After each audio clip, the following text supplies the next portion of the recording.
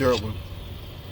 I see a lot of flags in regards to people showing support for the Ukraine conflict, or fighting for their independence from Russia. Flags and lights, and I even see signs on tractor trailers talking about stand with Ukraine. That's good.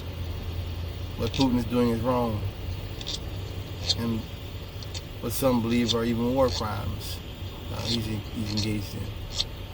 I think it's important to remember something, that many of the rationale they tell in Russia about America and about Americans, and how we're bad, they use a lot of homophobic rhetoric, and I find it interesting.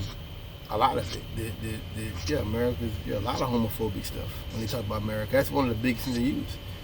I think it's important when you look at the Ukrainian crisis and you look at Russia's aggression and what they're doing, and understanding for what it is, that this is fascism, not just the act of taking Ukraine and war crimes, but the rationale put forward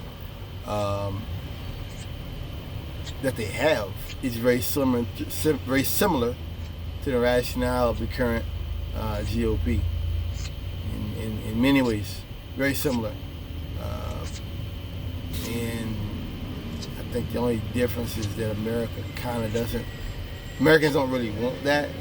We're about 30 years, 40 years beyond where they think. But this is how the Republican Party would run a country in Russia. And this might even be how they would settle their disputes, by doing what Putin is doing right now in Ukraine. It's okay to support what's going on. It's always good to stand for the underdog in matters like this. But understand the psychology of the folks that are doing the crimes. Don't just focus on the crimes themselves.